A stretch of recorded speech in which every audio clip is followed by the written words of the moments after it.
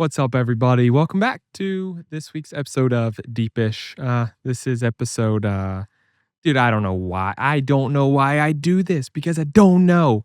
I think it's episode 12. I called them all as something else from the beginning. And here we are. I think in this episode, I refer to prior episodes by their original name or number because we hadn't started releasing episodes yet when I recorded this. And here we are. I'm sorry. I'll be better. But I think this is episode 12 or 11. Hold, please. Let's count because it's going to drive me insane if I don't know what number it is. So one moment, please.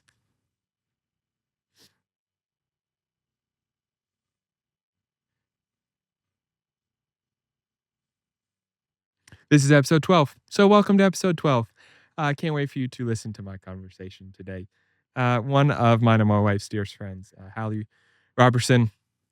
If you know her music, her name, excuse me, if you listen to her music, Halle Kearns. Sorry. Sometimes I have internal thoughts, so I start to say things, and then I realize I shouldn't.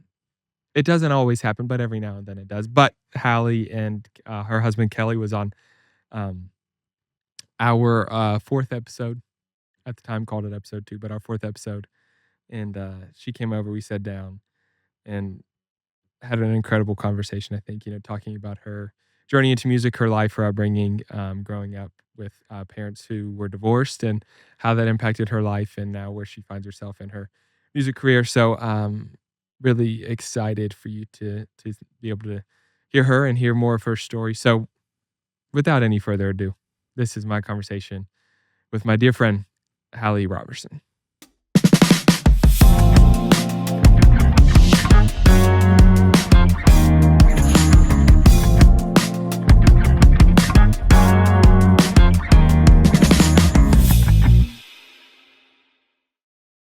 What's up, everybody? Everyone. And of all time. This is the first podcast I've recorded with an audience. Well, I had one other that I had an audience, but your husband, my wife, and my oldest. A studio audience. Thank you guys for being here. We have a studio audience for this. Applause now. Are we kind of a TV show right now? Maybe. I don't know. But I digress a little. This is a comedy stand-up show now. Really quick, my basement just became Zany's, and I'm fine with it. But I'm so excited for my guest today. She is a singer-songwriter. And honestly, I feel like it's kind of like when I introduced your husband. He was on episode 2. I feel like the list of things you do could go on because you are an entrepreneur by nature, by what you do. But Halle Robertson, one of my dearest friends. Thank you. Thanks so much for coming on. Thank you for having me. I'm so excited.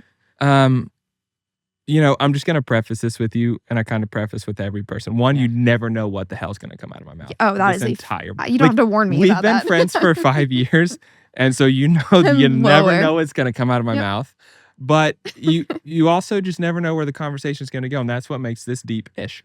And that's what's fun about it. So, do you remember? I was thinking about this earlier. You remember the first conversation we had? No. I did not know you. The first time we ever talked. Was this in your shirt? It was something about what you were wearing. Was it? Maybe. Was I wearing my Jonas Brothers shirt? Yes! And I was going to say, that was the first conversation we had. Wait. Was the 2 days after I'd gone to see the Jonas Brothers. Shout out the Jonas Brothers. Come on the pod. I'm on the pod. I saw you. We were still going to the same church at the time. Rest in peace. And and you somehow, you were with one of your best friends and you said something. I'm like, yeah, we just saw them on Friday. And you're like, I saw them downtown Nashville Friday. You can say whatever you want to say. I saw them. You said you saw them walking. Oh, I saw them walking outside. Yeah. Not saw them in concert. I was like, wait, I don't remember. I literally saw them as humans. I did. As the band. I did. Right after brunch. That was the first conversation we had. And then I was around that same time because we were really good friends with Kelly already. And somebody told me that there was this new girl Kelly was interested in.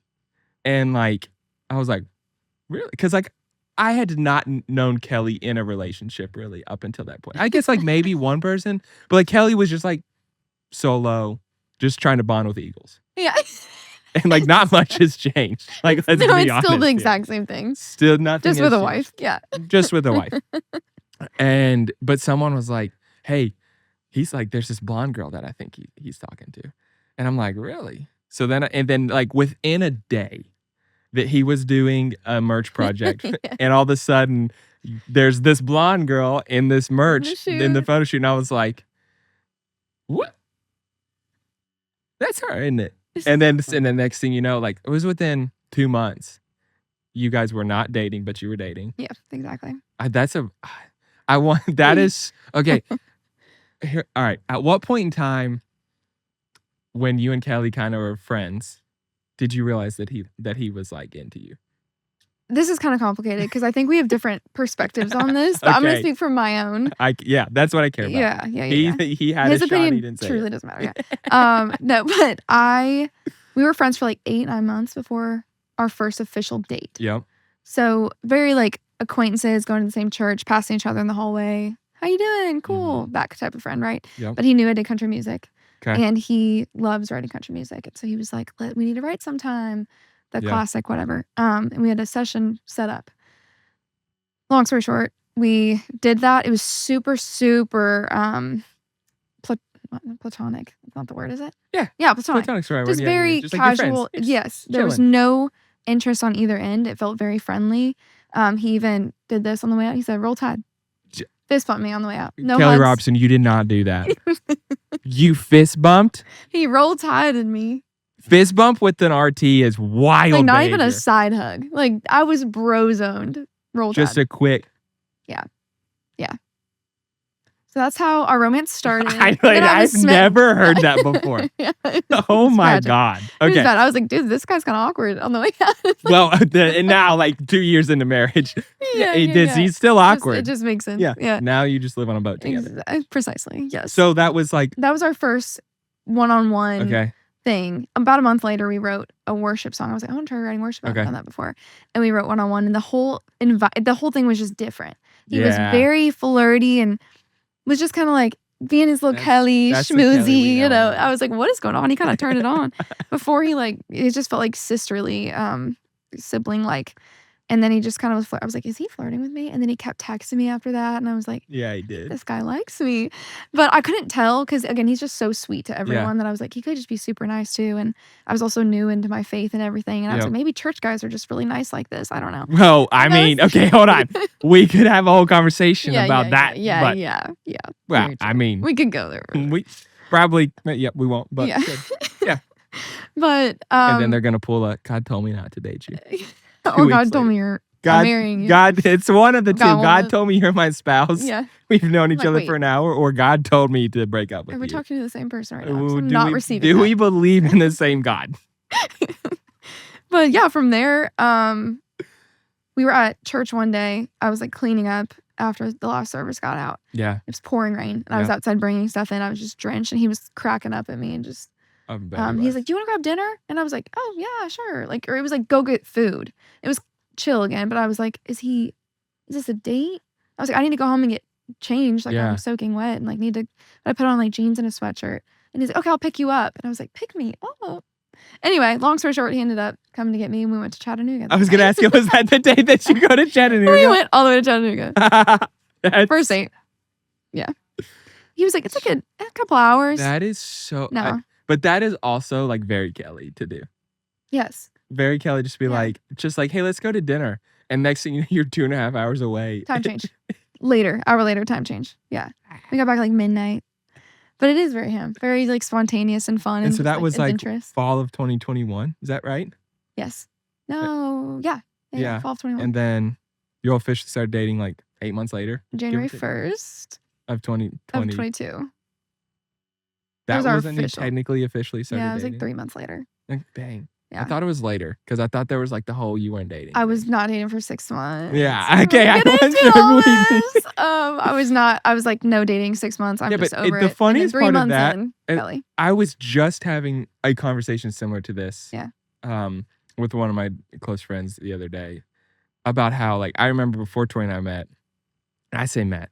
We'd known each other for like 8 years already. Before we like saw each other again and started dating, I was like, screw this. Yeah. Like, I was like, I'm content, whatever. I wasn't, but like, I'm going to say I'm content being single. And then like, next thing you know, like we go on a date and 9 months later we're engaged and I thought you were going to say 14 9 months months later later. there's a baby. That's happened twice. Shout out Roman and Harvey. But it's funny though. It's like when you're like, I'm not doing it. And then next thing you know, it's like a weekend. You're like, did I just meet the person that I'm going to marry? Right. And people say all the time that it's when you're not looking and whatever. How many times during this is Kelly going to play something? Boo. That's so, but all of that is very Kelly. And now you guys have been married 2 years.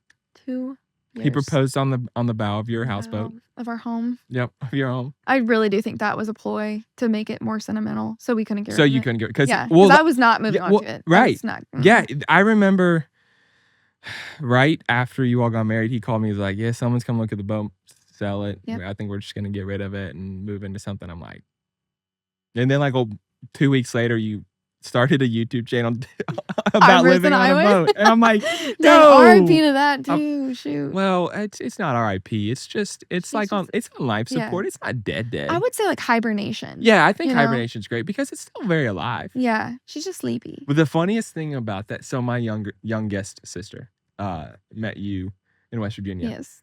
And immediately became obsessed with you. I love her so much. And it's so funny to me.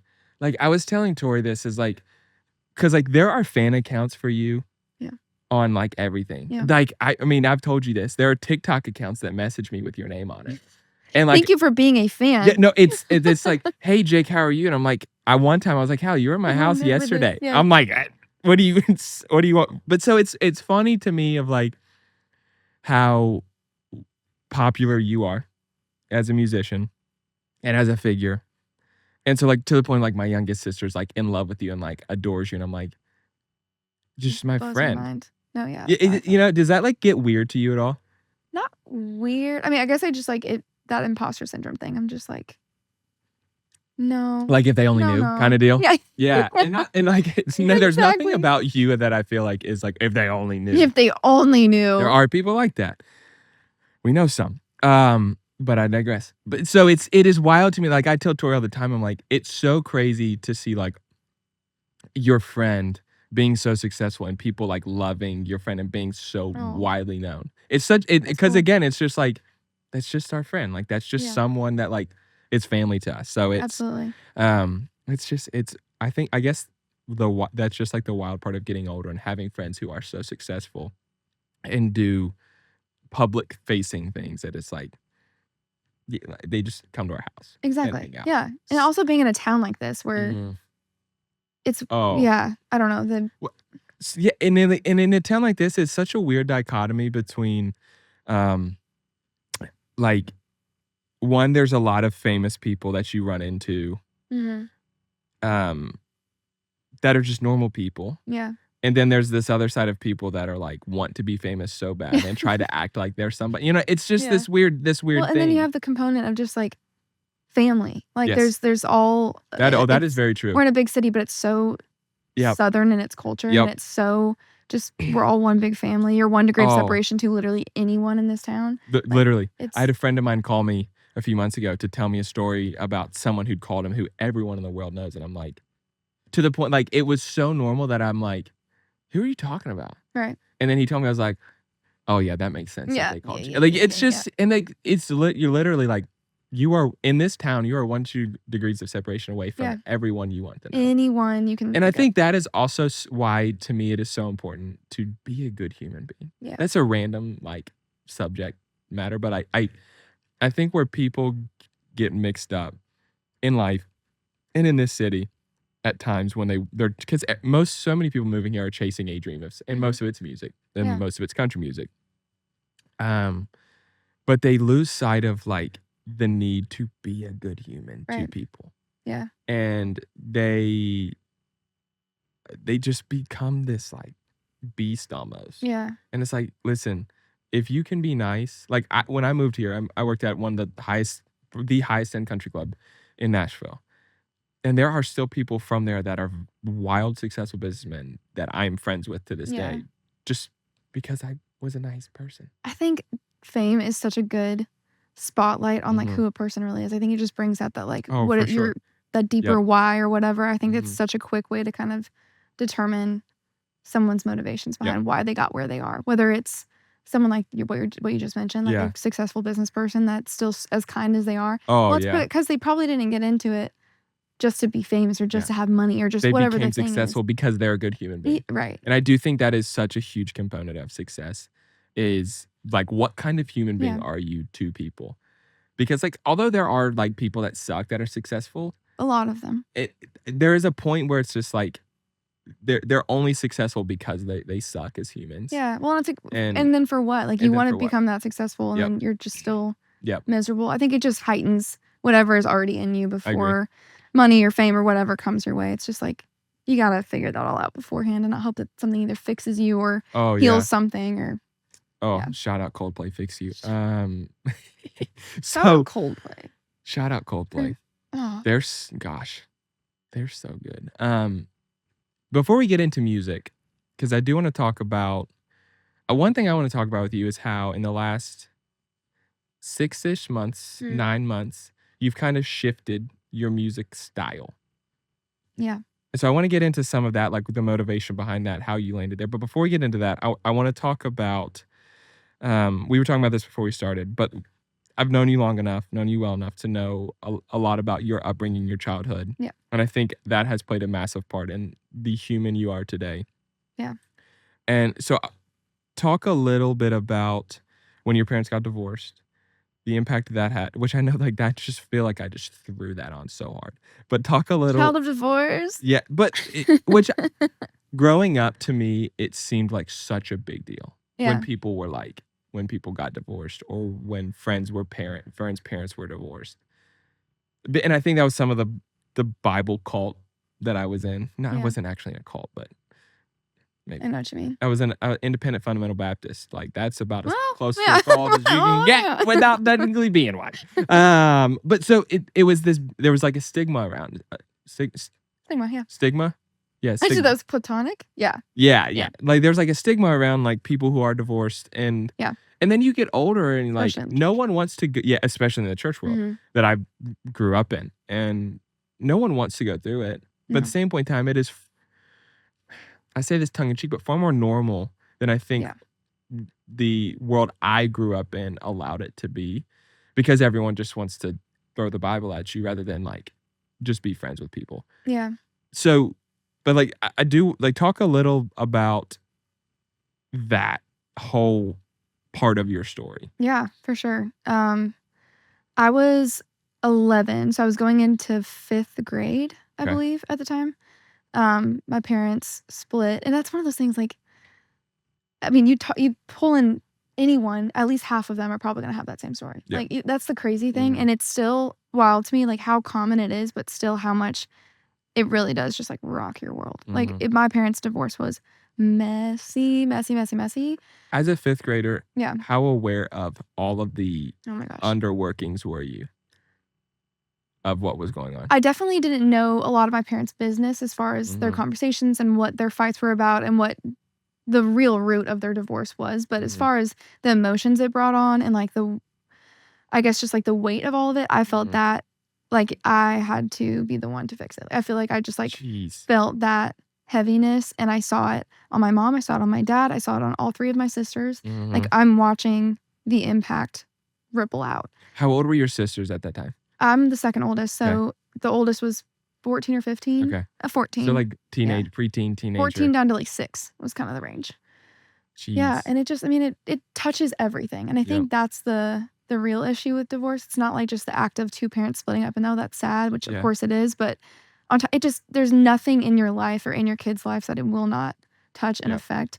I lost friends because our moms were no longer hanging out, because once they were divorced, they were no longer part of the couple group. So those moms wouldn't let their daughters hang out with me anymore. Like, I had some like disease that I was going to give them. And there were so many things that just rippled into, and I was just rocked by it. Like, I think any kid would be, especially at that age. But I say at that age, I think any age is a horrible age to watch your parents go through something like that. Especially when it's messy. Yeah. And there's like so much. Big money battles, big custody battles. Their custody battle lasted like 3 years. And it was brutal. So, and you know, you're you're not supposed to pick sides and stuff, but you have to. Yeah. Like, it's for a survival Did thing. you have the choice of which parent you would stay with by that stage? Mm-hmm. There was a long time in Missouri, it's always going to go favor of the mom. Okay. But there was a lot of fighting back and forth, and there's also a rule. I think it's 13 years old, and by how long this lasted, I was 13. I think at 13 is when you can start choosing who you stay with. Okay. I was going to ask that, like, if you were old enough to choose. Yeah. So once I turned 13, I was old enough, and there's a whole nother story to that whole side of things, but that's honestly the whole catalyst that got me into music, because I used that as an escape for me. So I got a guitar. I had a guitar for a long time, but I didn't know how to play it or anything. And my way of kind of like coping, healing, whatever you want to call it, I'd go into my room and look up chords on YouTube. Really? And I would just like, so you taught yourself how to play? Yeah. No way. So like if I wanted to play a Taylor Swift song, I would look up the song and the chords it needed, C, D, G, right? And then I'd go to YouTube and be like, how do you play a C chord? How do you play a G chord? And then I'd put them all together. And then eventually I knew enough. That's really all you needed. I got those 3 down, and I knew country music. So that was kind of how it all began. You know, and country music and worship 3 chords and the truth, baby. That's how it all began. It's the fact you played an air guitar. 3 chords. Did you, as much healing as you are aware that you can do as a 14-year-old, because that's around when your parents, like, divorce was finalized. Yeah. And you lived with your dad. I think it was finalized when I was in high school. Jeez. I think I was 15 or 16 when the custody thing ended earlier, like after about 2 years or 2 or 3 years. Okay. And then the money stuff went on forever and ever. And we weren't as involved at that point, which was good, but I just can't imagine. But like, even though like the custody side as like a preteen to like go through that and have to like have to pick which parents you're gonna live with. Yeah. But so then you end up living with your dad. Yes. So what role for you at that stage did music as a whole play in any regards of like healing or like trying to move forward? Was like, what was that like for you as a 15-year-old? I think it was like my greatest love at that time, but also something I held really, really close to me and like as like a private thing, because no one knew I played, no one knew I sang, even all throughout high school, which is so funny looking back. It's like, and I didn't tell anyone. I mean, I told my friends and stuff that I played, and they all knew I wanted to go to skip college and like do this for a living, but no one had ever heard me. I hadn't played for any of my friends. Maybe like a handful like had heard me. But you weren't like playing with publicly. singing with them. I was not performing. I was not, and I've never really been like a performer. Like of course for my sisters and my family and stuff, like all of us are doing that. But honestly, my older sister is more of the like outward like showman. So for me, it was a much more like kind of private, sacred thing. And I think it just became this coping mechanism. I didn't know how to say certain things, or I was feeling big feelings I didn't know what to do with. So they'd come out in songs, and I'd put more poems and put music behind it and that kind of thing. And it just became this tool that I just got obsessed with. And that was kind of how it all, and you know, just recently, if we want to really go there, we can go there. I'm in.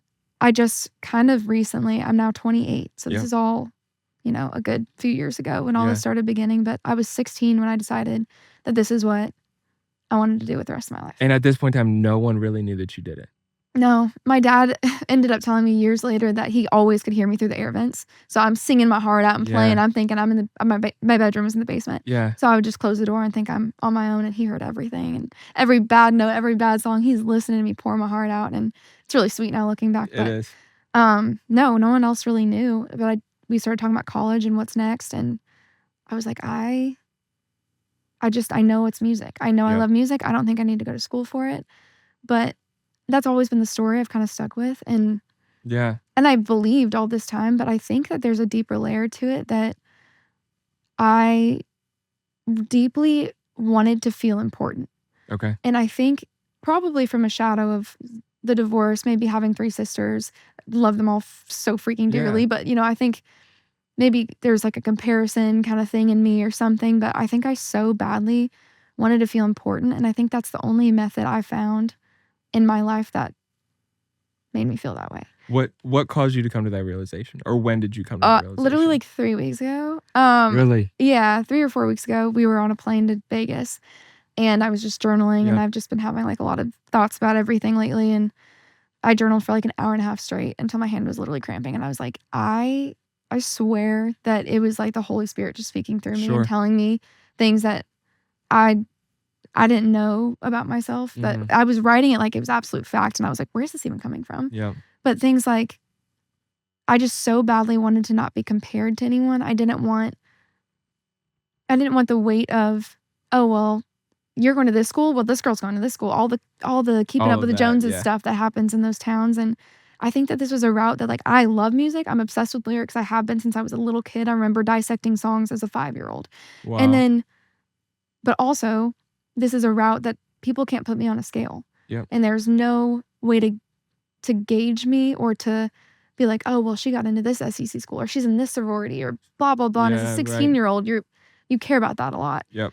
The comparison game starts early. And so, well, go ahead. Say what you're going to say. No, I just think that that's a whole new lens for me that I'm really still working out. But Yeah. it hit me like a freaking train. I was like, this is, obviously the motives are not 100% bad and all that. But I do think there's been this thing I haven't recognized before until recently that's like, oh, maybe there's less, maybe I'm functioning out of a place of somewhere that's not complete truth. That's like, one, I'm proud of you for like Thank you. being willing to like go to that place where Yeah. you're allowing yourself to ask questions of like, why actually am I doing this? Like, Yeah. what actually got me into this? Yeah. And like, I would also say that I think though, from like my life experience, I think we're also the hardest critics on ourselves. Yeah.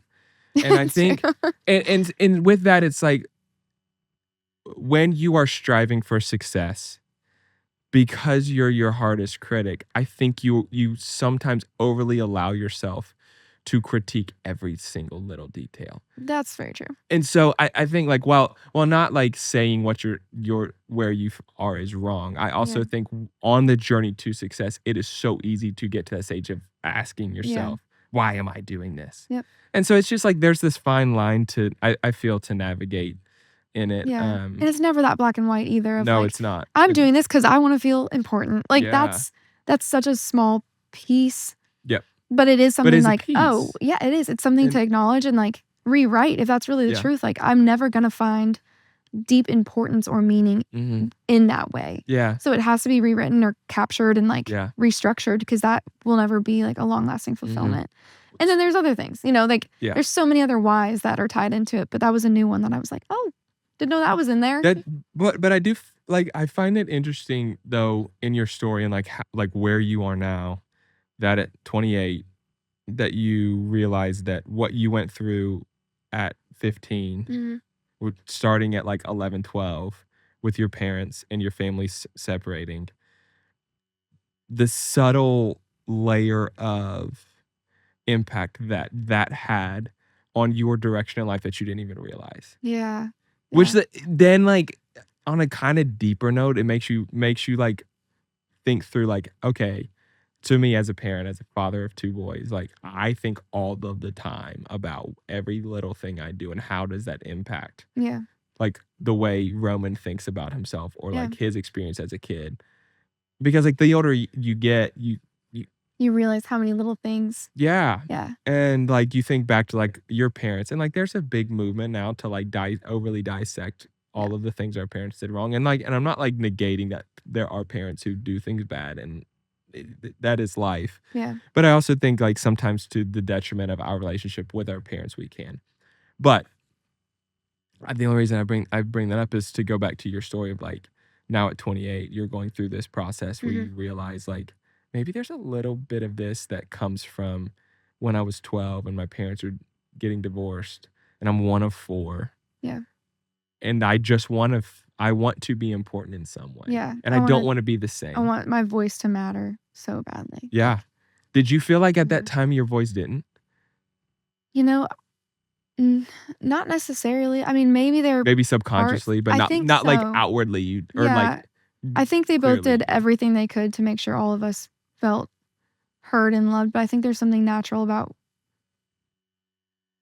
I think just having so many sisters, and I even just friends and the structure of our community and the way. You grew up in a smaller town in Missouri, correct? Yeah, Columbia. And I mean, again, I had a wonderful upbringing for the most part, but I do think that there was a lot of things I took on. And I think I put my value really, really early on in what I do is who I am. What I do is what I'm worth. And so that deep-seated belief that kind of like ran as absolute truth throughout my life, I think that told me, well, if you do more, you're more worthwhile. Yeah. So in order to be important, in order to be worthwhile, do the most you can to. And I think my avenue for that was music. Yeah. Because it's a talent I had. It's something I deeply loved. And I'm like, it's different than at least what I'm experiencing here.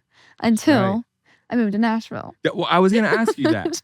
So, because you made a comment about how part of your motivation for doing that was that kind of sentiment of doing something different in the scales. And so in Columbia, Missouri, you're probably one of 2,000 people that pursue music on a serious scale. Maybe that many. But in my class, I think maybe one other. Yeah. Not country. And then you get to Nashville. And so you decide to pursue music to avoid the scales.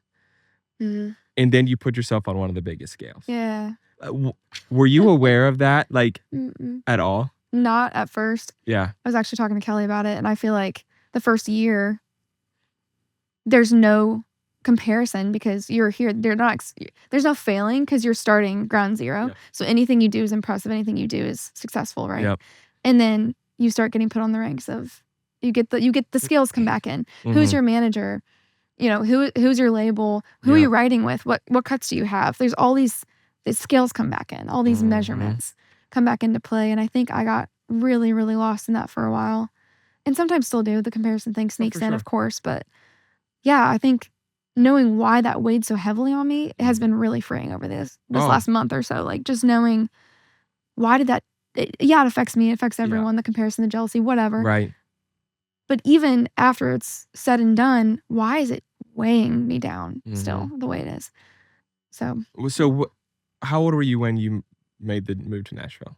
I was 21, 22. Okay, so you weren't fresh out of high school. You waited a little bit to move here. Moved to Kansas City for a few years. And then moved here. So what was your thought process behind finally moving here? Like what caused you to finally make the jump to move here to try to get yourself closer to country music? I knew that was always the plan. I honestly thought right out of high school I was going to move here. But I moved to Kansas City because my family did after I graduated. And I was just going to kind of like get my feet under me, spend a couple months. I ended up staying for like 3 years, 3.5 years, somewhere in there. And yeah, I started shadowing an artist. I was playing little like wineries and things all over Missouri. And then when I feel like I kind of like maxed out what I could do there, I started taking trips to Nashville. I went like once a month for a year. And once I started kind of building a community, I knew I started spending more and more time. I was over halftime in Nashville at one point, and then it was finally like, so it's kind of a gradual move. It wasn't all at once. It was slow, and I think that was the perfect way for someone like me who's a little more, I'm not shy in like a personality way, but I'm definitely more, I think, timid when it comes to that. Yeah, I can understand that. So what was that the beginning process like for you when you move here and you're trying to cut your teeth? And like, I don't know that people that aren't connected to music in any capacity realize how fucking hard it is. And like, I'm not personally in the music world, but I have a lot of friends that are. Yeah. And like, and I have friends that have been doing this for a long time. Yeah. And have a level of success that is not what everybody thinks success looks like when you talk music. Yep. And it's so relative. Like we were talking earlier before we started about when Morgan Wallen was on The Voice. Yeah. And like, which is such a poor illustration, but like the dude loses second round or something. Look at it. And yet now look, and now he's got 36 million or some 35 million monthly listeners. And so like, I think that is when people hear you're going to pursue music, that is the only realm of success that people see. Yeah. Stadiums. And it takes so long to have any success. Right. Much less that like you have a song hit 1 billion streams on Spotify, or you have a song hit 1 million streams on Spotify. You know? Have you heard of the 10-year town thing? Oh yeah. Yeah. I mean, and it's so true. But the thing that it gets talked about, like, it takes 10 years, but even within that, it's not like it takes 10 years, like college takes 4. You know, it's not like, okay, and here are the steps. They call it 10 because it's a good average, but no one knows the way to get there. Every single person's path is different. Yeah. There's no recipe. There's no recipe. There's no guidelines. You're trailblazing every single day. Yeah. And you don't know if you're even heading anywhere. You're just kind of whacking things down and hoping that you and like you're in a corn maze that the path has not been cut out for you yet. Yeah.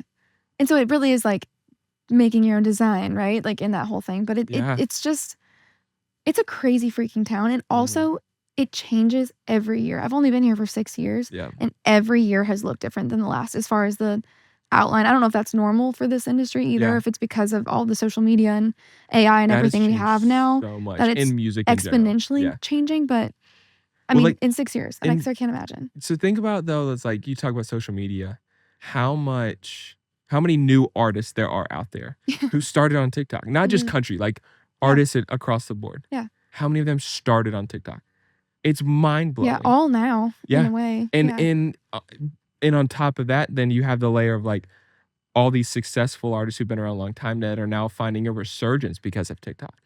It is the way that has changed, that avenue of social media has changed so much to me of what I see in music from like the outside looking in is mind-blowing. Well, and the artists that are getting left behind because they're not getting on board with TikTok. That's a crazy thing too. All right, speaking of TikTok, you've had random videos go viral on TikTok, which is the funniest thing. And I remember one day, I told this story in the episode with Kelly, but like you did one in the boat. The freaking boat one. I knew. Yeah. It's my most viewed or like second most viewed video I've ever made. Views. That makes me so mad. It's so, it makes me so mad. The funniest part of that was I made a smart ass comment on it. Like I do everything you post. Like everything you all post. Like Kelly posted a video the other day of something for his clothing brand, and he was wearing a string bikini tank top.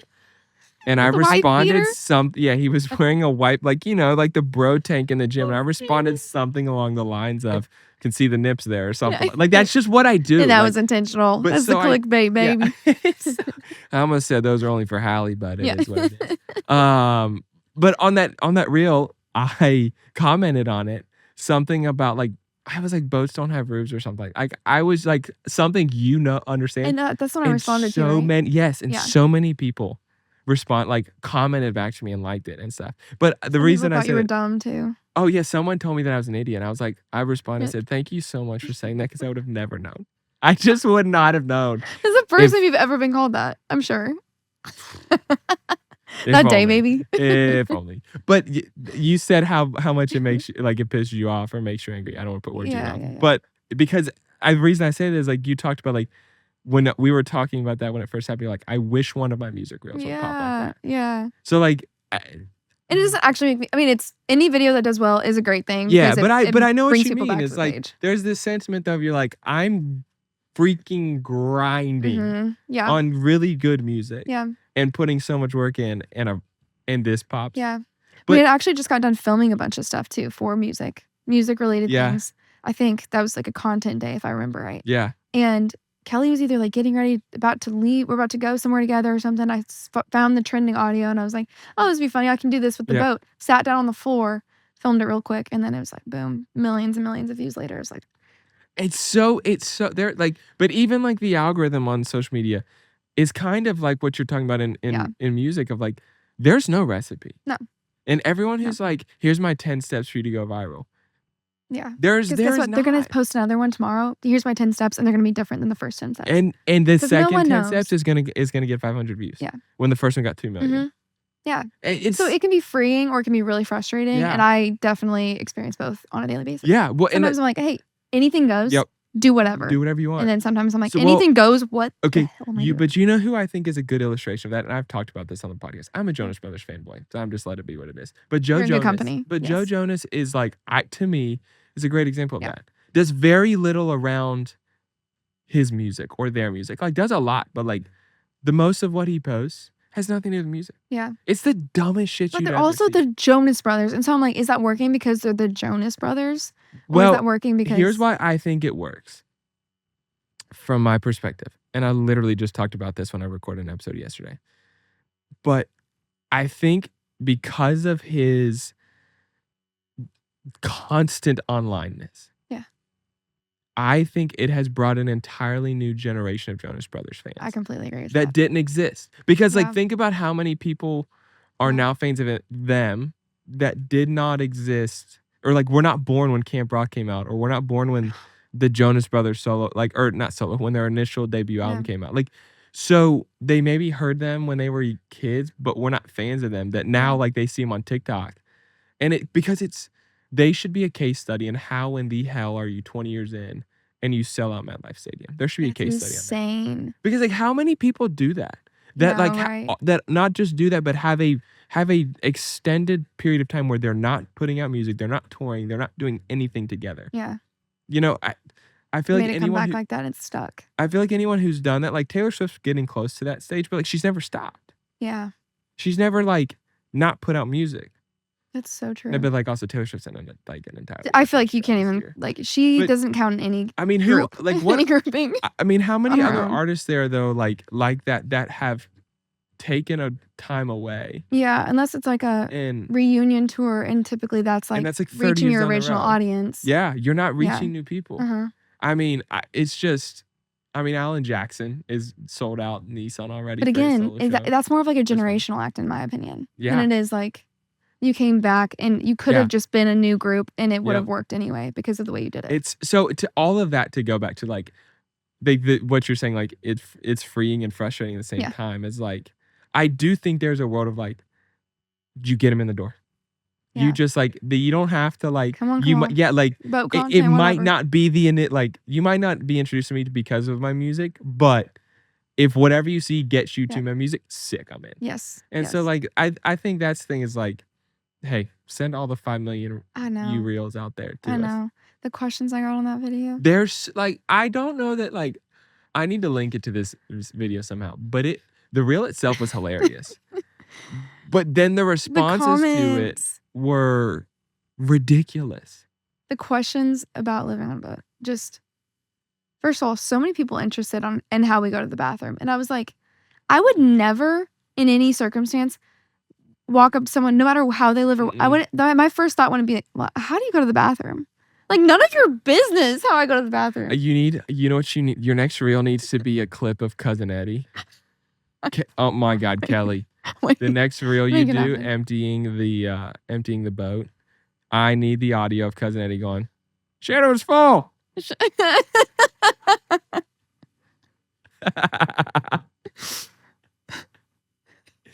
No, I'm like, why do people? God, I'm so serious. No, like, but that is what's funny to me sometimes, and it's always the accounts that's like U126477989. It's like, why are you hiding behind letters and numbers, dog? Someone was like, "What do you do during hurricanes?" Well, first of all, we don't get hurricanes in Nashville. You're the most landlocked of all. No, we get a lot of tornadoes. Yeah. That's a valid question. That one's fair. Now you guys just come and stay in our basement. Exactly. But like social media is so wild. And I like as an artist, I can only imagine it's the Wild West, the same way that living in Nashville is and pursuing music. Yeah. Well, you know, the thing is you get over the defeat really quickly of like not being able to reach the way you want to. Like if people could just hear it, I know that there's at least some percentage of humans that will love this and get it and relate to me and like will be able to connect on this. But the thing that's hard to get past is what am I trying to say? My brain just went blank. Not the fear of failure. It's not the defeat of that. It's more just like, just how sick you get. I get so sick of promoting myself. Yeah. And I feel like this is when people talk about like the 6-year slump or whatever, that's kind of the 10-year town 6-year slump. Yep. I'm in that currently, and I get it because I'm like, people, it's not about failure. I'm not scared of failing. I'm not scared of like being defeated or no one cares. No, and I know it's not that. It's a matter of time and it'll find its audience and I just got to keep trying things. But like the thing I get so sick of is like while I'm trying to figure that out, constantly like me.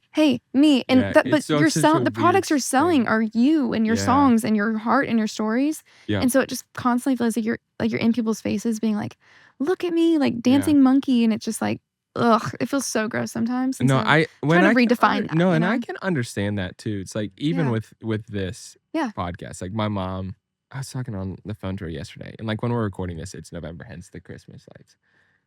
We celebrate early in this household, but this will probably come out just after the first of the new year.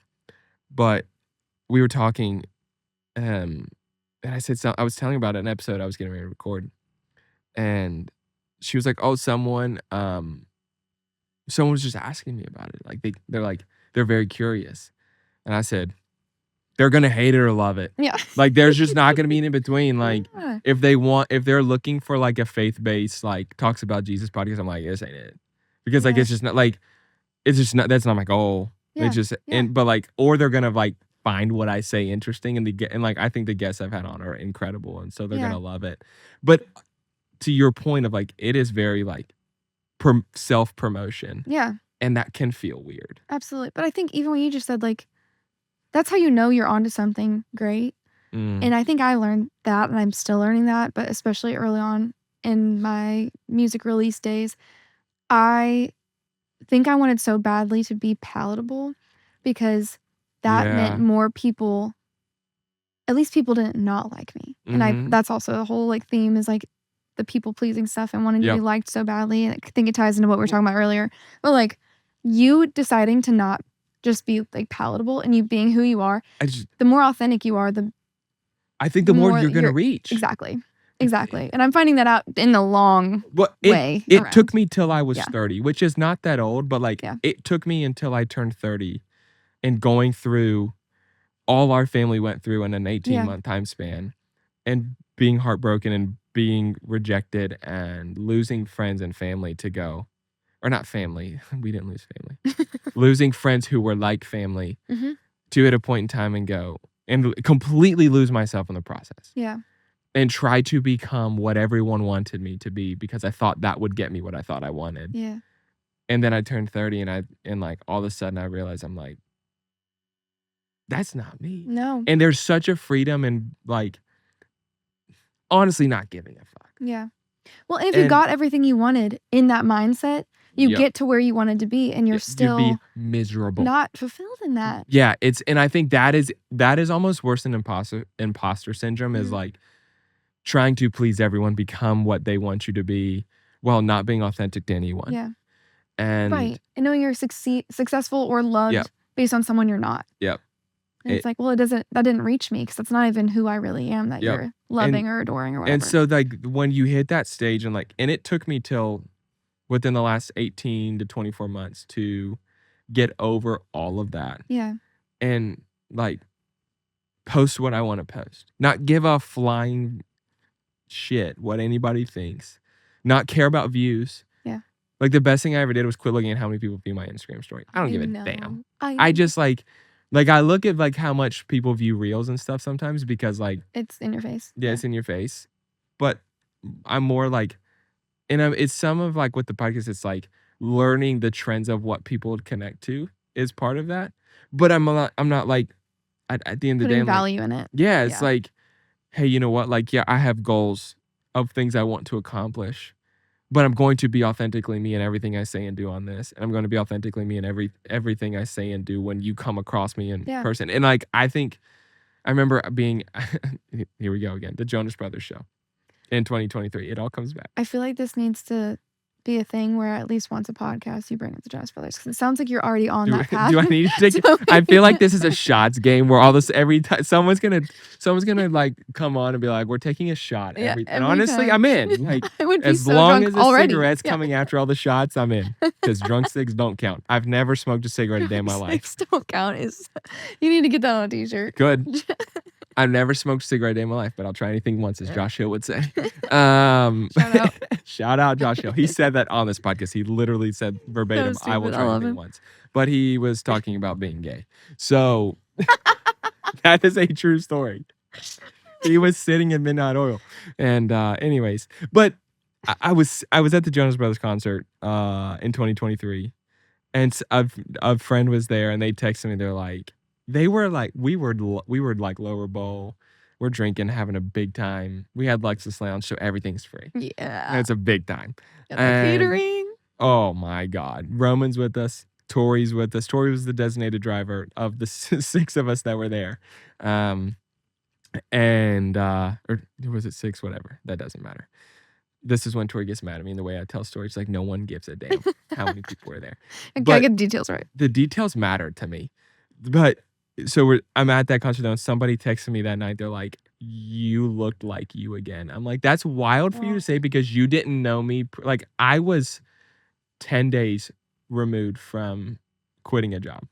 Yeah. That I was miserable in.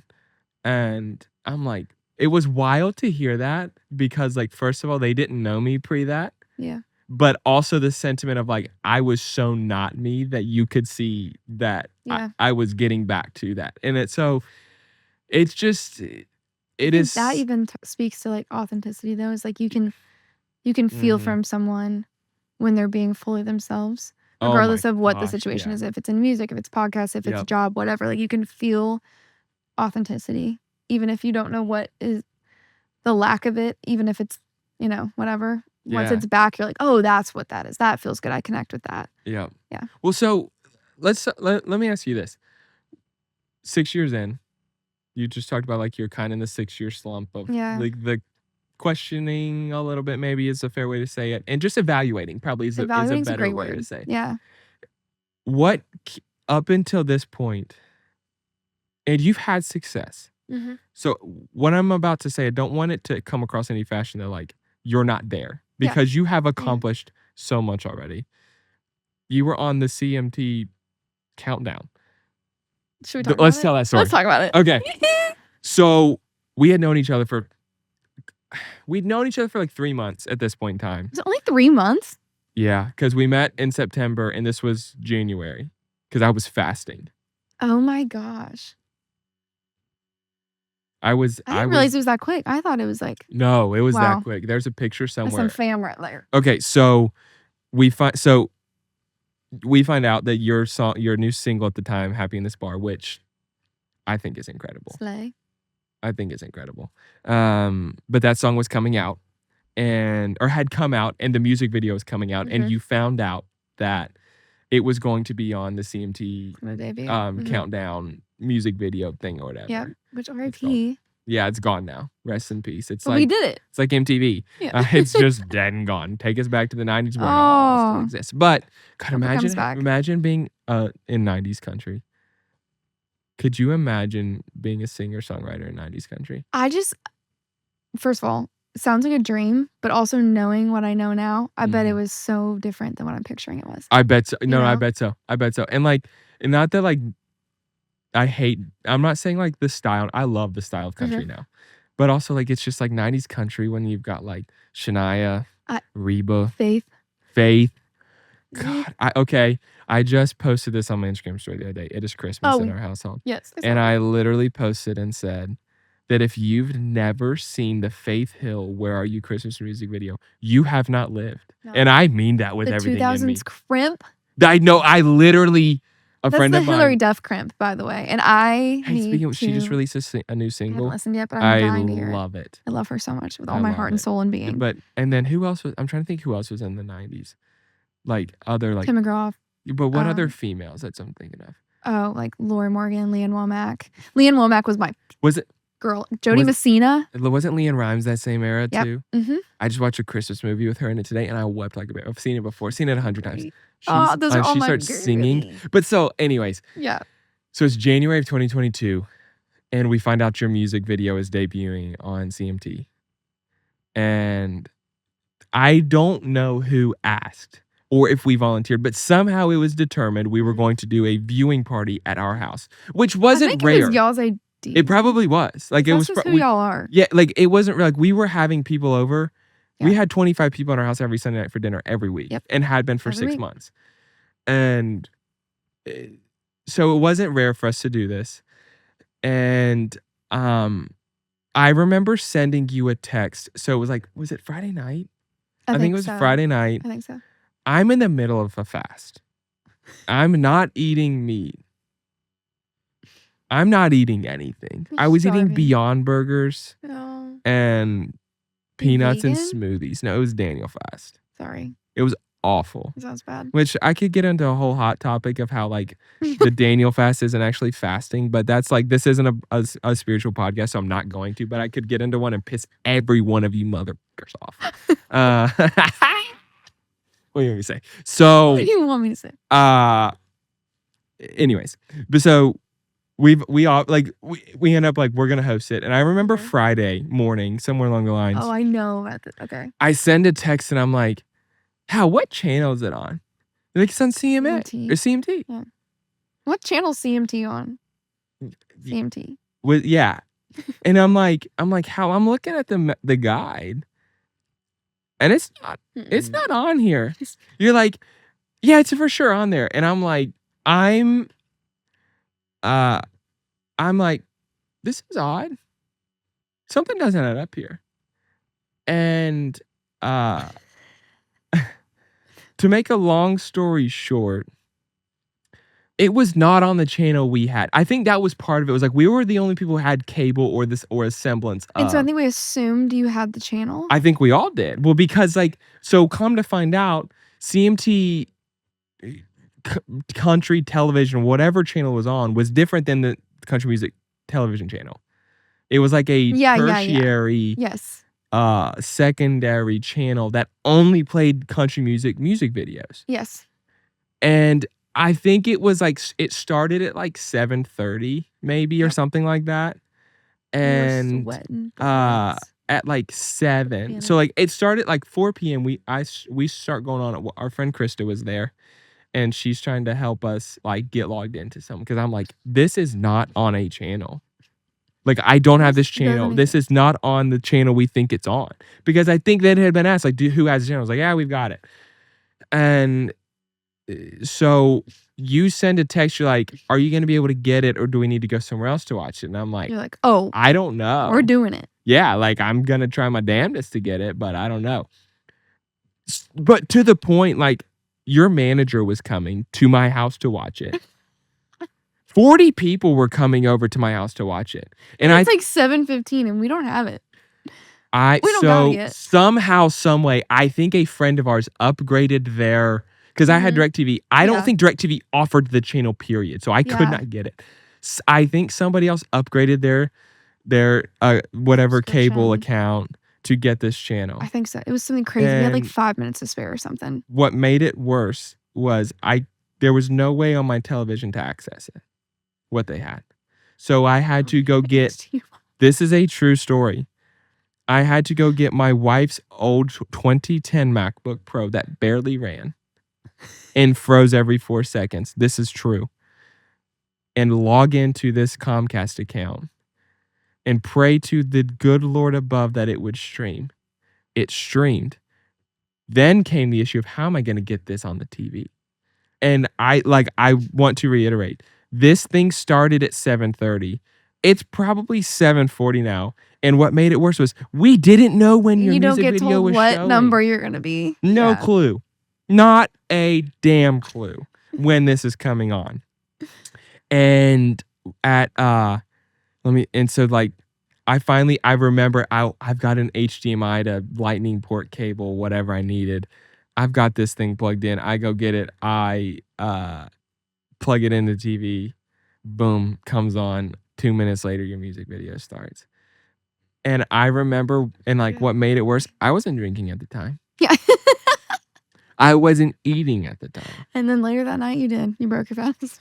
God, I was so damn close. I remember sitting there and everyone, like what made it worse was everyone's coming up to me like, can I help you? I'm like, get the fuck away from me. Like, the worst thing you can do for me when I'm trying to figure something out is come like, especially like that where like there's so much there's pressure. Nothing you can do. And like that meant so much to you too. Yeah. And like so it meant a lot to me. The event meant so much to me. Like the fact that y'all did all that. There was like banners and like I had kind of forgotten about all the desserts and everyone came dressed up in like their country gear. We bought a popcorn machine for it. We had a popcorn machine for it. Did the whole deal. Like a whole movie premiere. It was so cute. And I listen. How in God's name that worked, I don't know. But I just hold through. Now I'm like triggered a little bit. I need to take a train. Sweating.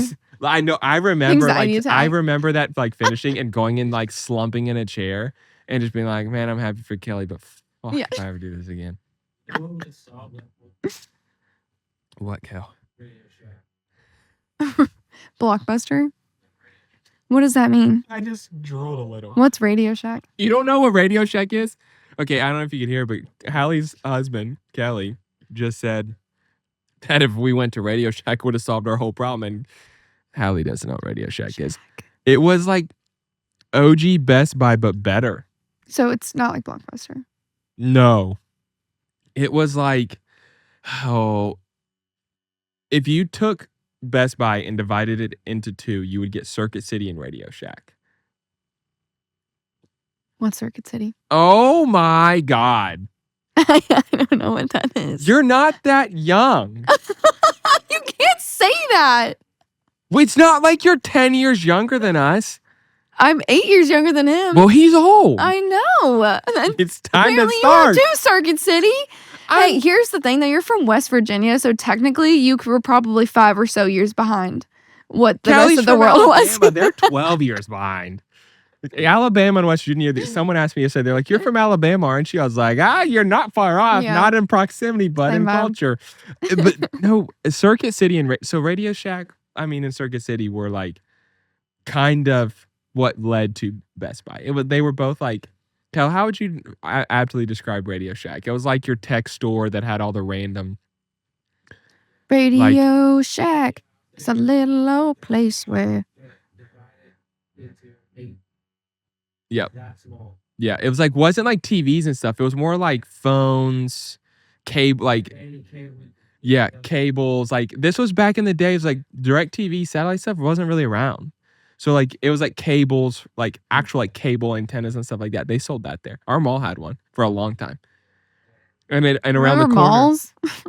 Okay, listen, I care so much. I'm so passionate about how badly I wish malls felt like the 90s again. Like, like look at our house. Like, it's not surprising, but like, yeah, malls now, you walk in one and everything's whitewashed and sterile. And there's no character. Like, go back and watch an Instagram reel of a mall in the 90s. And it was like every store was color and I've been to some sad malls lately. Sucks. I hate it. I don't refuse to go to the mall. Have you been to, Kelly, what's that mall up north?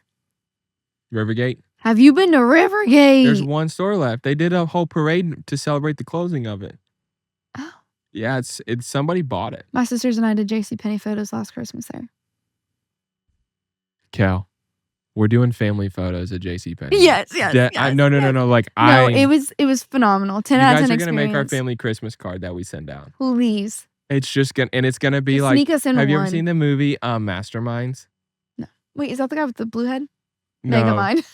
Yeah, no, Masterminds. I cannot remember who's. I don't know who's in Masterminds. Have you seen Megamind? Kelly, look it up. I don't think I've seen Megamind. Roman would love it. Maybe we have. I gotta think. We might have. No, we watched we watched Liar Liar. No. Oh no, the blue guy. Yeah, but so Masterminds is this movie. They like get brought in this ploy of like helping rob something, and this is like two country. It's like where Kelly grew up, like two country bumpkins. They wear like denim, and like their pictures they take, they're like engaged, and the girl is just like, her name's Jandis, and she's like stoic and so serious. And they're doing so like the guy is the one who got roped in to help with this heist. All right, that's who's in Masterminds. That's right. I forgot Zach Galifianakis. I thought it was him, but I wasn't. I love Owen Wilson. And Owen Wilson. I love Owen Wilson. So in this, I want him to be my uncle. Oh, what a great guy! Yeah, he for sure could be your uncle. It's probably the nose. What a guy! And then he would just talk to you like this all the time. I love him. Wow. I feel like we're family. I feel like I know him. Yeah, isn't that weird about celebrities? Like, you feel like you know. Yeah, there's some that I'm like, no, we'd be friends. Like, we are friends. Dead ass. We're friends. And there's some where I'm like, we're friends yet. I feel it all the time. And then other people, I'm like, don't. Mm-mm. Yeah. So. Or you'd make me awkward because you're cool, and I'd probably get sweaty. Why are my hands clammy? Why am I? So, in Masterminds, there's a scene, and Tori and I joke about it all the time. But they're doing like engagement photos, and they're like on a swing set, like swinging, like she's sitting on his lap, or he's sitting on her lap facing the camera. It's like this whole thing, and they're like denim jumpsuits, and in it, he's laying on the ground, and she's laying on top of him like back to back. Stop. No, I swear on my life. And she literally rips ass. And he goes, "Good Lord, Jandis, you farted in my butthole. It's like a fart transplant." That is, I swear on my life, that is a real line in that movie. I can't think of anything that makes me less happy than that. You have that story. That's the least happy I can be is that story right there.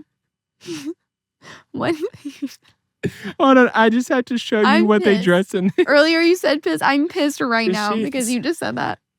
I'm pissed. Kelly and Allie don't do discussions of No, so stop asking where we go to the bathroom. Okay? Yeah, no. Okay, this is what our Christmas cards are gonna look like with you all in it. Yeah. Wait, hair looks fire though. You have to say. Hair Cal, looks 10 out of 10. this is Roger this is you and 40 me, years honey. ago. It's your mom, dad. That is actually Mom, pa. Dude, I'm so in. It was so fun. No, we're doing it. But how we got on this topic. Again, I told you never know where a conversation's gonna go or what I'm gonna say. But like so 6 years in, 6 years long, what is keeping you motivated? And like how do you fight to stay driven and keep showing up to rights and keep producing music? No, because like I do feel like there's a real sentiment of like it's so easy to stop right before you break through and right before you hit like the next goal you want to hit. And like I think music is similar. So like they say, and I have this is true.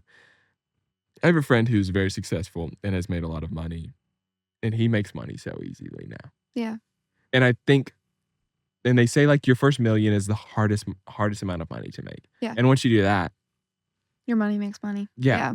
And I get the same, I feel the same sentiment when it comes to like being an entrepreneur, creating content, being a musician, of it's so easy to give up because you haven't gotten there, when if you just stay a little longer, then you never know when the next one is. It's kind of like gambling. You never know. Like it's the next parlay is one that's going to hit. Yeah. No, I think you're spot on. And honestly, the cool thing is right now, even though I feel like kind of frustrated with some of the systems or even just like the industry in general, I'm not trying to be like that bitter artist. Like, no. But it is like there's a lot of frustrating components and things that just I think are broken about this industry, and that I think the veil kind of gets lifted, and you're like, that sucks. Yep. But the truth of it all is that like I didn't get into music. I didn't start loving music because of the industry or because of socials or whatever. I did it because I love writing songs. Yeah. I love singing them. I love connecting with people through them. And that all's still there. And honestly, I've been saying over and over again, but like I feel like my desire to self-promote is at an all-time low, but my creativity and my love for music is at an all-time high. When I think that comes out though in like the music you're writing right now. Thank you. I you know me well enough to know this. Like, I'm not just going to go blow smoke up your ass. Like, I'm going to tell you the truth. Yeah, you will. And, I mean, it's, again, what do you mean? You just told me I was old, so I know you're going to. Jesus. I know you'll say it. I said you're not that young. You're 3 years younger than me. So chat, you're old. You're old enough to remember Circuit City is the point. Do you remember the Disney store in malls? Yeah, there's one in Are you sure? Kansas City still. Yeah. Shout out Magic's being a Disney adult. Shout out. Not really. If you're a Disney adult. Channel adult. We are Disney Channel adults. We are not Disney adults. Seek help. Slave. That's so hateful. Why did I say that? But you know what? Seek help is crazy. Seek help is crazy. It's tough. But no, I mean that though. I'm sorry if you're offended. Maybe I'll apologize. If you're offended, seek help is wild behavior. But I mean that genuinely. That your I don't know if contentness is the right word, but the stage you're at with your music now, although you're like at your lowest when it comes to like promoting, like everything else being at a higher level, I think is showing. Yeah, thank you. Thank you for saying that. I mean, I think I said this earlier. We'll talk about this later. Or I told you this in person, and we'll talk about it later more. But like your newest song, I think is my favorite song of yours that you released. Thank you. Thank you. Which is a but massive a lot of TikTok that has now. come from what we were talking about earlier, which is like the authentic piece of the puzzle, which is everything and anything you do, but especially art, where you are actually just creating like an extension of yourself. You have to be authentic in it. And that's a battle I've had since I was a little kid. But it's so easy to be like, oh, I'm moving to Nashville. This is what Nashville is doing right now. Here, I'll be what Nashville wants. And I'll be what the industry's asking for. I'll be what people are responding to even. Like, I have music that has done better than, like, some of my best songs, my highest streamed or whatever songs, most successful songs, are some of my least favorites. Yeah. Yeah. And it's like, yeah, sure, it reached, but that was kind of the thing. It's like, I felt the win, but I felt like I was absent from it. And so that wasn't a win at all. Yeah. Like, cool, I got some streaming numbers and I made some money. Great. But like, that's not the point. That's not why I entered. And I didn't start doing this when I was 5 years old. I didn't dream about music. Streaming didn't even exist. Like, so that's not why I entered this. Why Bring am back I doing CDs. it now? Bring back CDs. Bring back burned CDs. Oh my God. Not Bring really, back because as mixtapes. an artist. You're right. Don't steal my music. Pay But for it. But also, I care vehemently about this. Like, really, I know I just had this conversation on the Deck of Hearts episode, and I think I had it with Kelly, and I think I had it with somebody else. My biggest bone to pick was streaming. I love the ease of it, especially music, and I can turn on anything I want right now on my phone. What I hate the most is that I think it has taken away from the art of what a body of work that an album is. And that is why, and I love a concept. I love a concept project. Okay, I've just talked about this album with Deck of Hearts. Look at Kenny Chesney's When the Sun Goes Down album. Yes. Great example. Like, that album as a whole is unbelievable. Like, okay, here's another one. Nick Jonas's Spaceman album. I don't know if I've listened to that top to bottom, if I'm being honest with you. Listen to it top to bottom. Sonically, everything flows together from top to bottom. Dang. And so, like, I just feel like as an artist, and I know you haven't released your first full-length album yet. You've released EPs. But even EPs are... It still is like a baby form of the same thing, where you curate this narrative almost, in a sense, of like what you want people to get from your music. And I feel like for you tell a lot of stories specifically in your songs. And so it's like singles are sick. And like, again, I love that with streaming, it's easy to access and it's so available to everyone. But there's just something to me about like, you turn an album on and that says something about your attention span too, because that's the whole problem. Yeah. Is that we don't... You have 12 seconds. Yeah. No? We don't have... I mean, my attention span is just depleted. Right. I mean, it's just like, the album thing then is probably out of just like nostalgia at this point. I'm sure it is, but like... Or a habit. Like, you can ask Kelly, this is true. On Facebook Marketplace right now, pretty much all of my algorithm is dirt bikes for he and I to buy. Yeah. That's a fact. And And I get DMs almost every day of dirt bike videos now. I literally dream. Someone sent me a video of their son riding a dirt bike earlier today, and I was like, damn it. I almost sent it to Kelly and said we have to buy Kids living one. my dream. Yeah, facts.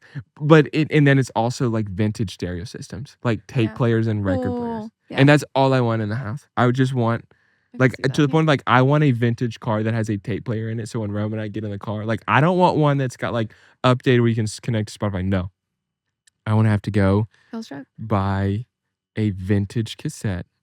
And when Rome and I get in the car, it's like 1970s.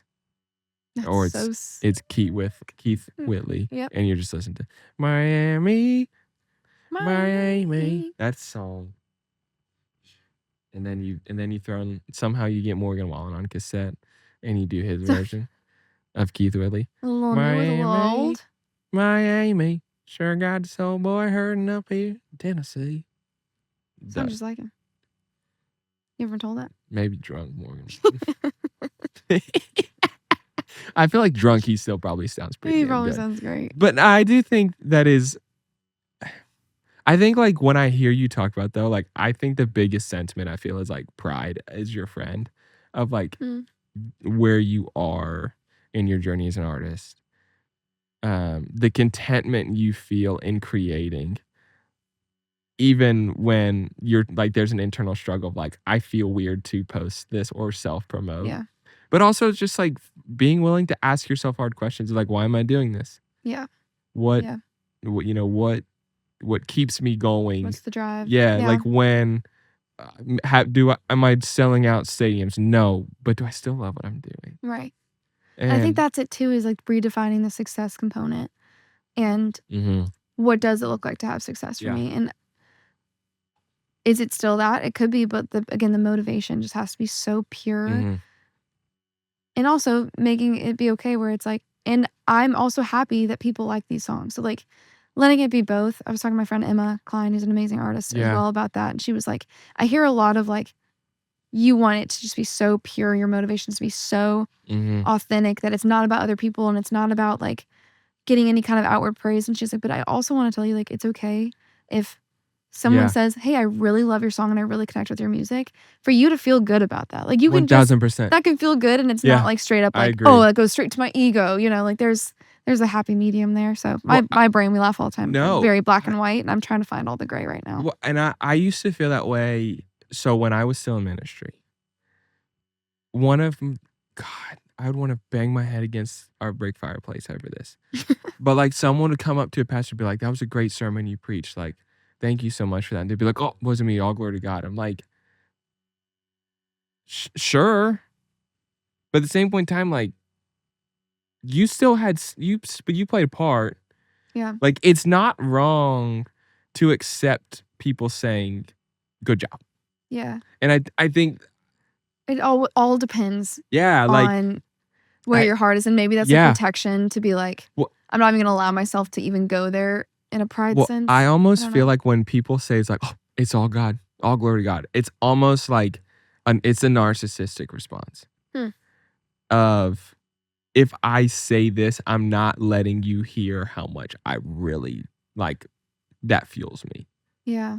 And so like, I think it depends on the person. Yeah, it does. It does. It does for sure. Because I think and I'm not saying that about you in any fashion or form. That is more of like identifying what your friend told you of like, it's okay to feel good when people love what you do. Yeah. But just you can't find your value in it. Correct. That's the difference. Like there is such a line, and this is where like for you being black and white. Yes. Which you're white, just to go ahead and clarify that for you. But wow. At 28. Yeah. At your old age of 28. At my elderly age. But there is like such a line though with that conversation, I do feel of like, it's just changing yourself as like, feel, like, why do I feel good about like what they said? Does it like validate me, or does it just like, or is it encouraging to hear? Exactly. That's the whole thing.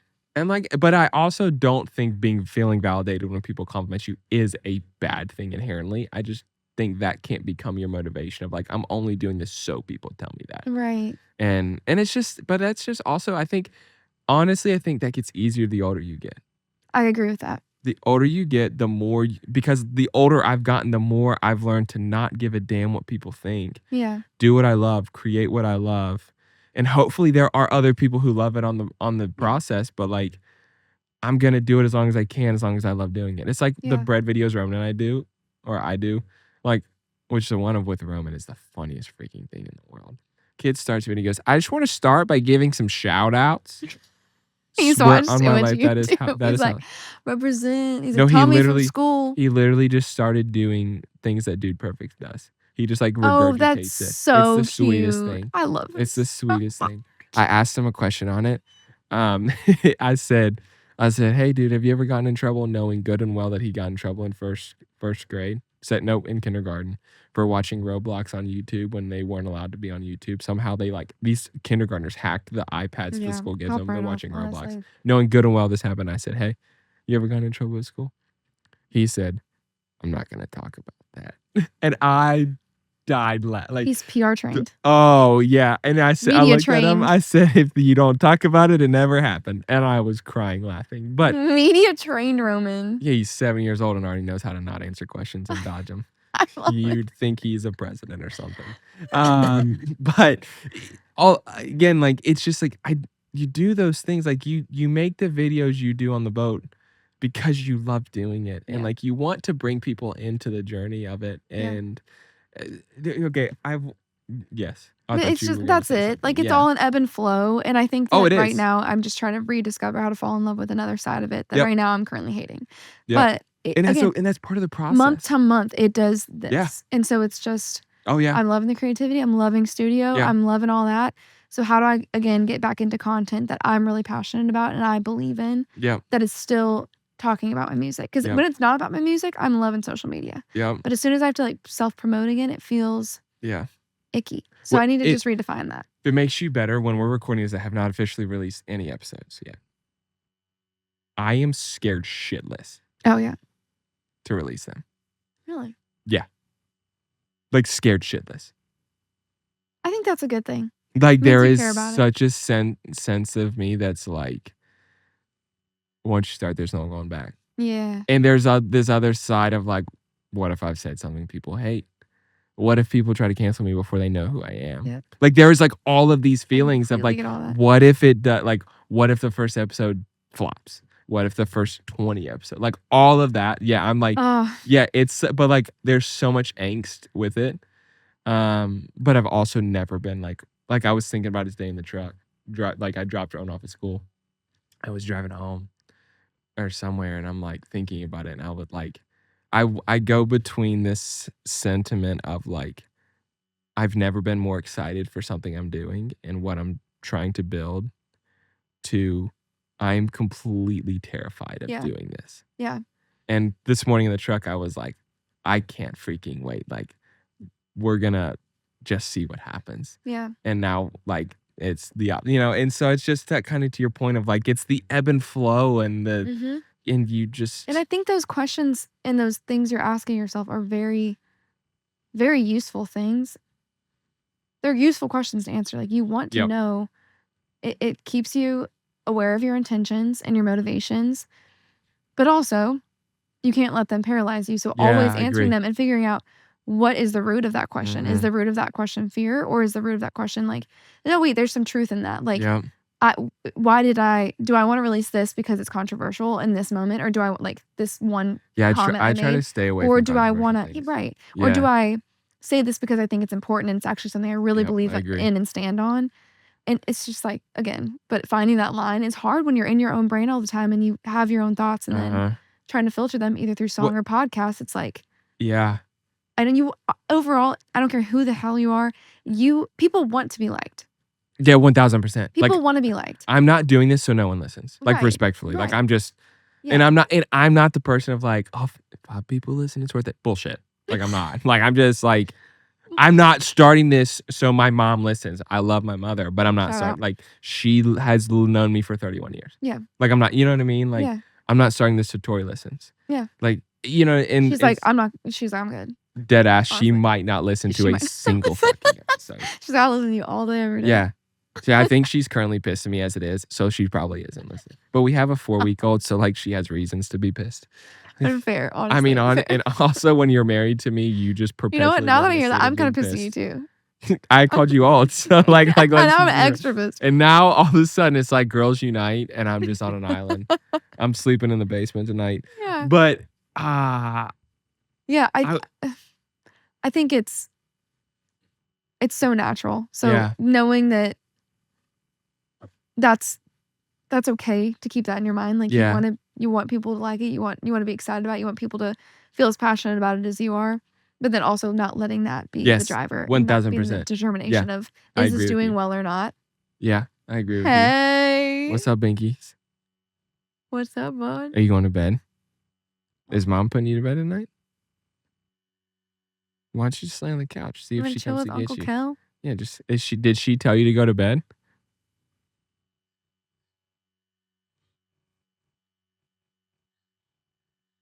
Yeah, you can sit down.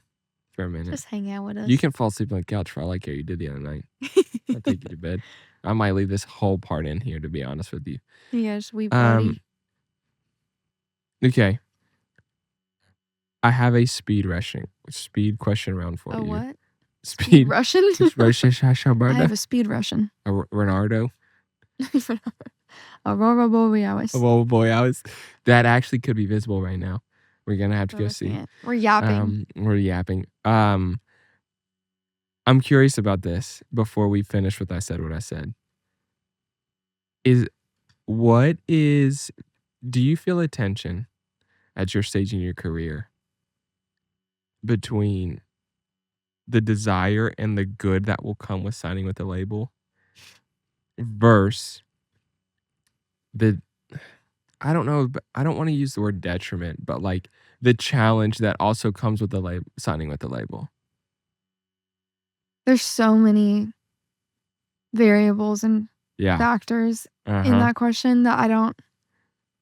Overall, the thought of signing with the label right now, it's kind of back to that industry thing where I'm like, there's just so much unknown, and I feel so overwhelmed with what I once wanted so badly. I'm seeing a little behind the curtain, and I'm like, oh, it would take something special, you know? So I don't, it just would completely depend. It would depend on the deal structure.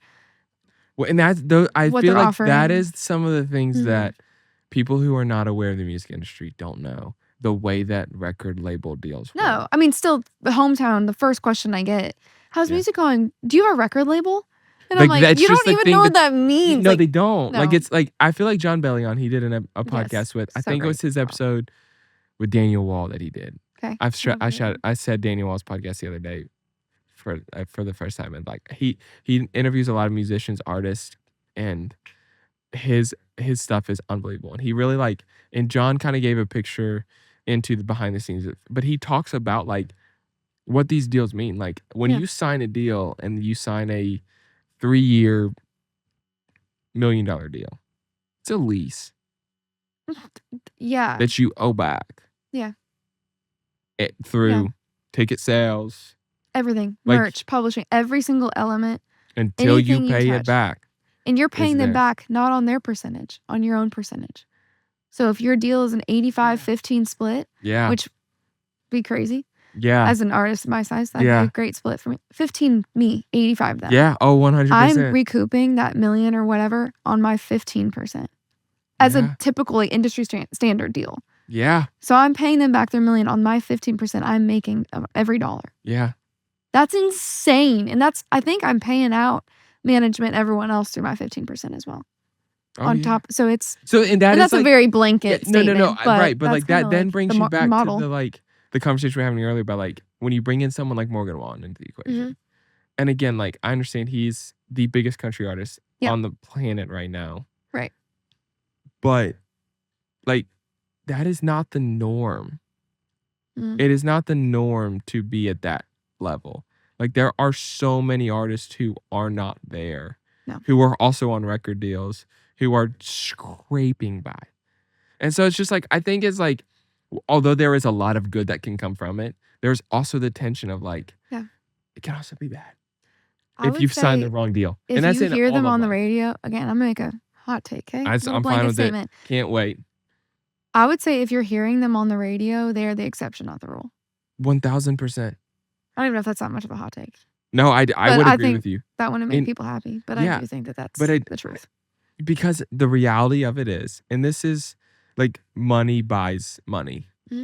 And so if someone's on the radio, they're on a label and the label has connections and the connections get them on the radio. Right. That's why you go look at a label's roster. Go look at all the, there's so many labels in Nashville. Go look at how many artists are signed to these labels and look at how many are on the radio. And how many of them you've never heard of. That too. So like that is the flip side of the coin of the label coin is like just because I think you just have label, to be in a crazy position. Like sometimes the stars have to align. Right. And that goes back to what we were talking about earlier with this conversation of the music industry in Nashville is like there is not a recipe. No. Like you think about, okay, Morgan Wallen. I've already talked about him. I talk about him on every episode. I'm such a fanboy. Honestly, you're just manifesting the Jonas Brothers and Morgan Wallen podcast episodes. Morgan Wallen, if you ever see this, for the love of God, please He's in love with you. Whatever it is, what it is. We have mutual friends. We can make it happen. Like, what happened? Him coming on the podcast. Oh. Jesus, how? Try anything once. I did say that. Oh my God. But it again though, that all comes back to the conversation we had earlier about like you're in a field of corn and told to make a maze with no map. Yeah. And you just hope to God in the maze process you find your way back out. Blaze in the maze process. Blaze in the maze. Do you realize maize is corn? Yeah. Blaze in the maze? Yeah. Like maize and maze. The maze. Oh, I just thought you were talking about like smoking a joint in the maze. Blaze. Is maze? Oh, blaze. Blaze in the maze. Yeah. No, I wasn't, but now I am. Blaze in the maze, Romy. God. Oh, okay. Okay, answer this question. This is my I was only gonna have one speed round that turned into not a speed round, and now let's do a second speed round. Before we do, I said what I said. What led to your shift in style? Because I feel like that where you are now is very much you. Thank you. A big part of that is what we talked about already with the authenticity piece. That's a huge part of it. Is just feeling like for a long time, I'm releasing music that I feel like people are responding to instead of releasing what I want to. And then the other part of that is I just started working with one of my best friends as my producer. Yeah. So Jonah Kroll, you've met Jonah. Yep. He started as my guitar player. I love him so freaking much. He's like my dude. And then we wrote a song together. We were actually on tour together. Yep. And in the back of the bus, we wrote a song and I was like, Jonah. We had drinks on your bus. Yes. On his little rig. Yep. Little road rig. He produced like the most beautiful demo. And I was like, where has this been? Like, what do you mean? I knew he did his own stuff and it's very like indie, sad boy, cool stuff. But I just didn't know he could do like country like that. So anyway, we pushed forward and did a song together. We wrote Someday You Will together. And that was our first song we ever wrote together. Yeah. And then he did the demo for it. And I was like, you're going to produce this. So I think that creating with people you love, creating with your friends, that unlocked something. I mean, I've been on fire since working with him. Like he knows that was the first we've been together for 4 years. Like he knows me. That was the first song that you released kind of when you started to shift your direction a little bit. Yeah. Makes sense. Yep. But exactly. I do think there's a big piece to your point of creating something with someone who knows you. Yes. He knows me so well. Like we've been on the road living together essentially for 4 years. Mm-hmm. And so not this guy like living together, but on the bus. I mean, we're next door neighbors at that low point. Key, yeah. Yeah. You're right. So like we've been all over the Sprinter van and everything. Like it's been. Jesus, I forgot you were in a Sprinter van. Oh my gosh, we were. Yeah. Like we've been through it. Like we've been through it. No, everyone's health issues, everything. Like you just get to know each other really well. You become and so close, he knows all my fears, all my doubts, all the things, and he's watched all my best nights on stage, all my worst nights on stage, and everything in between, and he's lived them with me. And so when I start getting in the studio with him, he's like, he knows what I can do vocally. He knows what I can't do. He knows what I'm holding back on, what I'm not. And he's just so great. So working with him has been amazing. And I feel like I've unlocked this this side of me that I've been so scared to and he's just like, no, go there. But what do you have to lose? And I'm like, oh yeah, you're right. Life is short. We're on a rock, you know? So beautiful. No, shout out Hardy Rock. And a rock. Listened to that song earlier today. We're all just living life on a rock. On a rock. He's such a good songwriter. And you are as well. And I mean that. Like, okay, so I feel like this is a perfect segue to finish this episode with a little segment I would call Said What I Said. I did give you a fair warning of what we were going to do. But before we talk about our rankings, which is what I Said What I Said has morphed into, I have a hot take that I've been thinking about. Oh, God. They're not. You're most Roman. Yeah, I could. It's a lot of strong words could come out, and my hot takes are gonna maybe become few and far between, because a lot of them are just people are gonna get upset about. And if you have a hot take, you can feel free to share it. Okay. But Reese's Puffs suck. Okay. They're waxy. They suck now. They used to be so good. Who makes them? General Mills? I want to know what it's the Nestle. Oh, maybe General Mills. Yeah. I don't know who makes it. I want to know Either what the hell way, you it did doesn't to my matter. Reese's They're Puffs. putting all kinds of things that we should. It- Let's get into hot takes.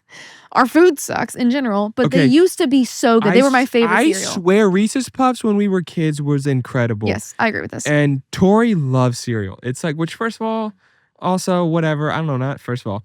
Cereal is not a breakfast. It's a dessert. It's like donuts. From a sugar content, absolutely. But it's like why were we I allowed love to wake up and cereal. eat Cookie Crisp? No, I love cereal. I'm gonna go upstairs. Lucky Charms was my. Oh, I still love Lucky Charms. But okay, I mean it. Like, and maybe this isn't that big of a hot take, but like Reese's Puffs used to be great, and it's ass now. I think if you eat Reese's Puffs today and you say they're as good as they were when you were a kid, You're full of shit. You're an like absolute liar. Like I don't know if respectfully or not, but you're wrong. No, disrespectfully, you're wrong. Yeah, like facts. I don't somewhere along. So like when I was a kid, we were not always allowed to have Reese's Puffs because it was expensive, and it was expensive. It still is so damn expensive. How much is it? It's like $6 a box, $5. I don't know. I'm throwing out. It's 2 bowls if you're doing it right. Dead ass. You got the right bowl. Big bowls. Yeah. Big bowls, Kelly. Big old bowls. Oh.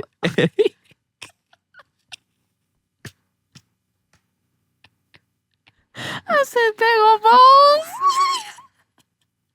Okay, keep going. Big ones. Next. But so like we didn't always have as a kid, and when my parents would buy as a kid, I loved it so much. And I feel like somewhere along the lines when we got adult money, which isn't really like, which is way less money than kid money. Way less money. Way damn less money than kid money. We got it, and I remember eating it and being so excited. And it was not good. It has like a coating on it. And it's like slippery. the taste is different. The texture is different. It's all just not good. It's upsetting. So that's my hot take. I haven't shared. No, I'm with you. I'm with you. It's disappointing. It's most food though. I saw it. Yeah, no, that's a fact. That's why I make my own bread. Yeah. And that's why I get your bread. Dead ass. Okay. Do you have any random hot takes you want to share? You already shared one or two. Yeah. I don't think so. This bourbon was great. That's not a hot take, though. This was phenomenal. Thank you for sharing with me. Shout out Pete for giving it to me. Shout out Weller.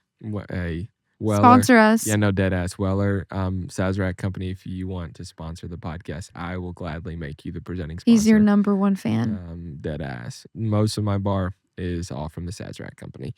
So here's what we're going to rank today to close out. We're going to rank your songs. I need to know. All 20 something? No, we're going to do top 3. Okay.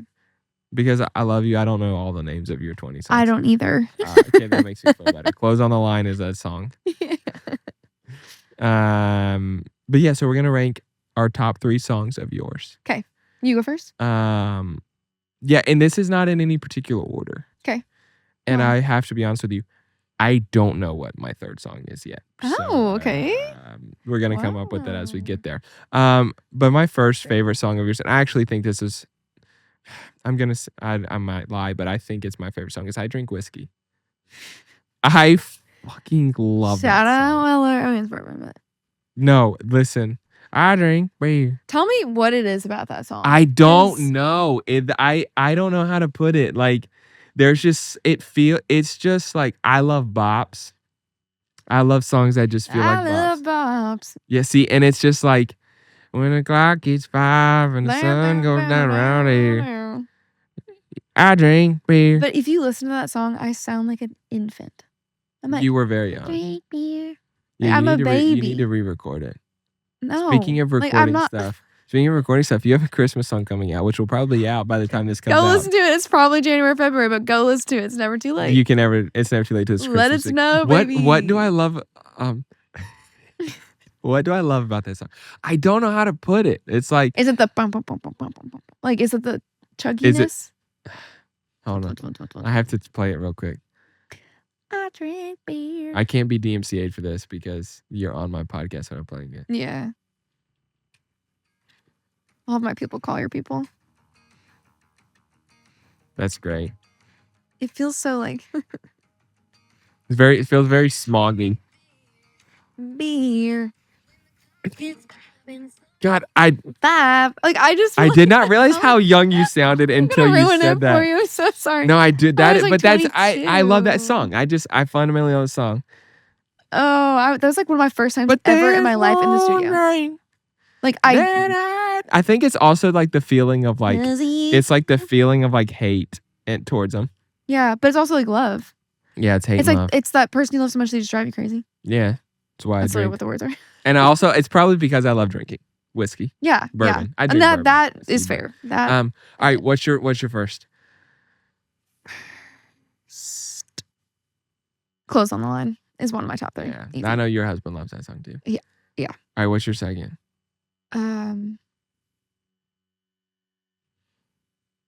Someday You Will.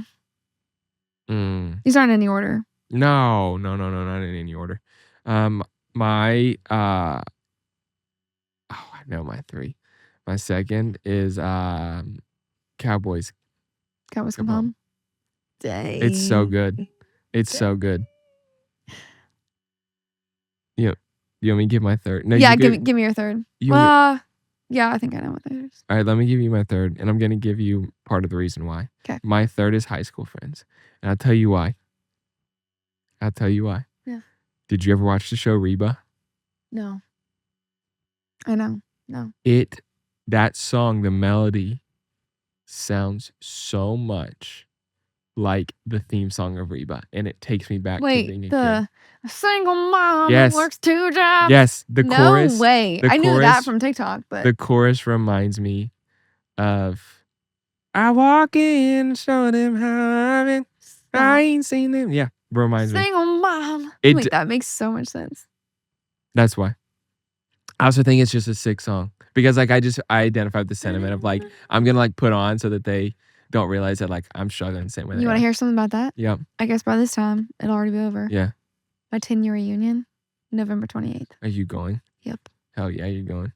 You gonna bring your hot piece of ass husband too? You better believe it. Show that thing off. Look at him. Look how cute he is. He's a sweetie. All right, what's your third? Third, I think Are You Okay? Okay, hold on. I'm a sentimental little girl though. You gotta. All right, so when when you know this, I've told you this. When I was at like my lowest point 3 years ago, that song it's on one of my playlists. Yeah. Which I just like bitched about playlists, but like I have 2 playlists that are like all of my favorite songs essentially for the. Well, it's your way of taking someone's story and making it your own. Yes, correct. I love. And then I throw it in an algorithm and let it shuffle it, so I never listen to the same song twice. Yeah. In a row. But that song used to come on. And like at that time in my life, no one knew how I was doing. Yeah. And like what I was going through like internally. And I would weep in the car. Oh. Swear on my life. Like I mean that. Like because it was like, I don't know why. But like I think the tone of that song, I was like, it wore me out. Yep.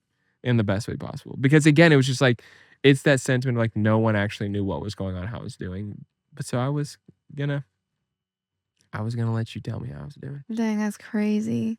You know, that song was written as like a letter to myself. Yeah. Yeah. Which I think that was like why I identified with it. Totally. Yeah. I mean, because everyone needs to be asked that question, but you need to ask yourself that question more than anyone else needs asking. Are you okay? Are you okay? That is a great song. That song also just like fell out. I was so sad and in such a depressed state whenever I wrote that. Sometimes great art comes from that. Exactly. Mm-hmm. I sat down with my friend Ava and I was like, I'm not well. I want to write this song. This is what I want to call it. And we just sat down and it was like, done. Just her and I. When I think part of what made me love that song was I didn't have anybody that was checking on me. Yeah. Yeah. You know? Yeah. And because I know you'll ask everyone else before you ever ask yourself. Yeah, and that is me too. That is that is like, you know, and so I just your husband was one of the few that did. Yeah. Which he knows that. But you got anything else you want to add? No.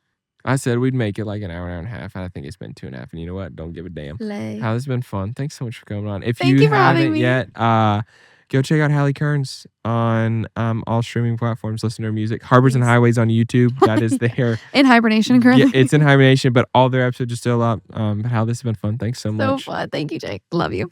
We'll see you next time. That was my conversation with my friend Halle Robertson. You know, there's a couple moments in that episode. I don't know if you could hear, but we talked to her husband in the audience. I feel like I was also a little particularly unhinged. that night. But what do you want from me? It's part of it. It's just part of the journey. But if you would, please make sure to leave us a review. We would love 5 stars on whatever platform you're listening to. If you're listening or watching on YouTube, make sure to give us a thumbs up and like it. Also, make sure to hit subscribe, whether you're listening on Amazon, Apple, Spotify, or YouTube, so that you never miss an episode. We will be back next week for our next episode. We'll see you then.